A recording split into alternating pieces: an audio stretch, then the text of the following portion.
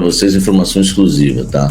Uma fonte me disse que o Diego Palacios, ele não foi relacionado para o jogo, tá? De ontem contra o Novo Horizontino, não é por conta de nenhuma lesão, não, uma questão clínica ou médica, enfim, tá? Porque eu fui atrás disso, né? Eu sei que existe preocupação, né, com o Palacios, tá? E uma fonte me disse, né, que o Palacios teve um ato de indisciplina após o jogo contra o Noroeste, que o Ramon e o Emiliano não gostaram, tá? E por isso, né, ele sofreu uma espécie, vamos dizer, de suspensão interna para esse jogo contra o Novo Horizontino, tá? Isso é uma informação exclusiva do canal Café do Setorista. Eu mesmo não imaginava receber essa informação. Recebo porque falam de mim, mas eu trabalho. Eu vou atrás da informação, ligo aqui, ligo ali, né, cutuco aqui, vou embora, eu vou atrás de informação. E eu queria saber como é que está de fato a situação do Palacios, porque se o Corinthians entra em campo com um reservão e o Palacios não é nem relacionado, é obrigação de um jornalista, né, que preza pelo seu público, que tem respeito com o seu público, querer saber o que está acontecendo. Porque se é o reservão, ele no mínimo tinha que estar na reserva do reservão, não é? E não estava. E aí eu descobri que o Palacios teve um ato de indisciplina. Não quiseram me falar o ato de indisciplina, tá? Mas teve um ato de indisciplina que o Ramon e o Emiliano não gostaram. Aí agora a turma vai avançar, né? O que fez o Palacios? O assunto mais chato, tá? Eu considero sempre, né, o assunto política, dívidas, enfim, reuniões de conselho. Esses são os piores assuntos, mas é importante a gente falar, tá? O Corinthians apresentou, né, na Justiça uma dívida que está em 2,4 bilhões de reais. No início da gestão, né, essa dívida era de 1,7, 1 bilhão e 700 milhões, né? E agora pulou para 1 bilhão e 900, depois, né, 2 bilhões e 100, e agora já está em 2,4 bilhões, tá? Quando o Rosalá saiu, né, ela estava em 2 bilhões e 100, agora está em 2 bilhões e 400. Tudo isso falando de bilhões e milhões, tá, gente? É coisa que a gente, né, não conta nos dedos. Em um ano, a gestão, então, do Augusto Melo, ela aumentou a dívida em 700 milhões de reais, é um recorde. E agora, né, o Corinthians fez um plano para pagar as dívidas em 10 anos, tá? Isso a gente pode observar aí, tá manchetado aí, né, nos sites hoje. O Corinthians apresentou um plano para pagar a dívida, mas não toda a dívida, tá? Para pagar uma dívida de 367 milhões em 10 anos, tá? A proposta ela foi enviada na última segunda-feira à Justiça de São Paulo, né, que cuida do processo do regime centralizado de execuções, a RCE, né, e que o Corinthians buscou no final do ano passado.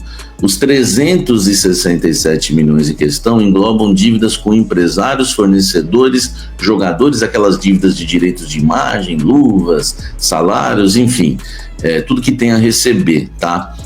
Nesse montante de 367 milhões, nós estamos falando de uma dívida aí, né, de 2 bilhões e pouco, não estão dívidas tributárias, tá? Nem o financiamento da Neoquímica Arena com a Caixa Econômica Federal, tá?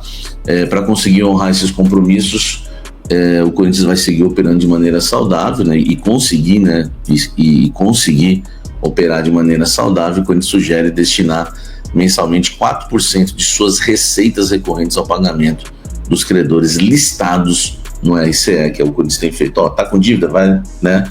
Entra na fila, entra na lista, beleza? Mais detalhes aí você vê nos sites hoje, essa informação não é só minha, porque tem bastante detalhe no UOL. O UOL foi o primeiro a soltar, depois tem GE, tem o Timão, tem muita coisa boa para você ler, é importante você ler sobre isso, tá? O Augusto, você sabe, né, tem um segundo processo de impeachment vindo aí por gestão temerária.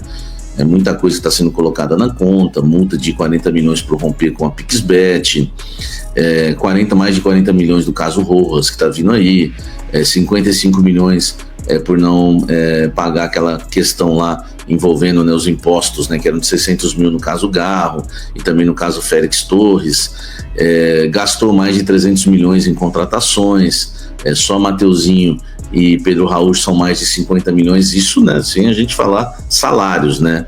Enfim, aí, meu amigo, é muita dívida, né? Eu lembro que eu fiquei 3 anos falando que o Duílio não estava baixando em nada a dívida do clube, e aquele 0,00, eu era o único que cobrava, porque muita gente também ficou quietinho na época do Duílio, tá?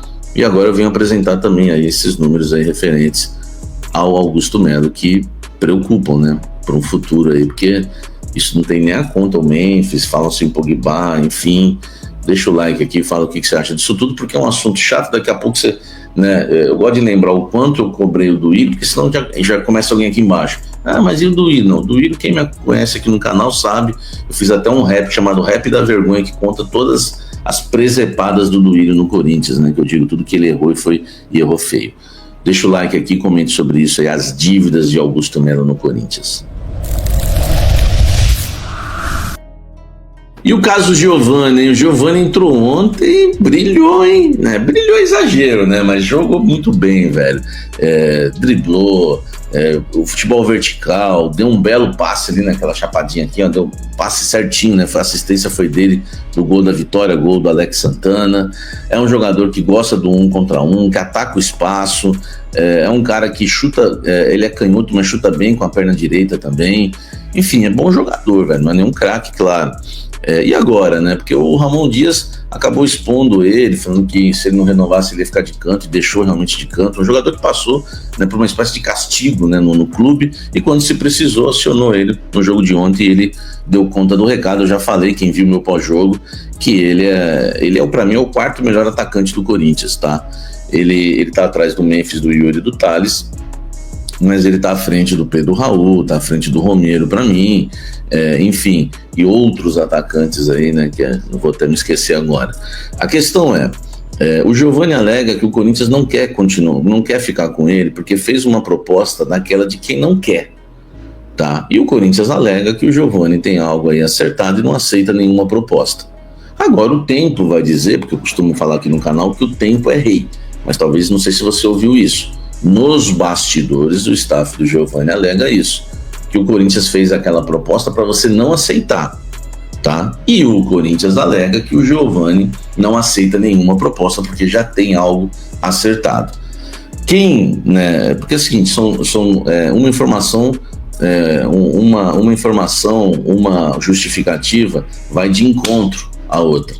Então nós vamos entender, né, com o tempo quem tem razão, tá? Agora é a gente aguardar, mas a situação do Giovani continua esse imbróglio. O Corinthians tem interesse em ficar com ele, só que o Corinthians precisa melhorar a proposta para tentar convencer o Giovani, né, a ficar no Corinthians com os valores que o Corinthians oferece. Eu vou tentar apurar os valores para vocês, tá?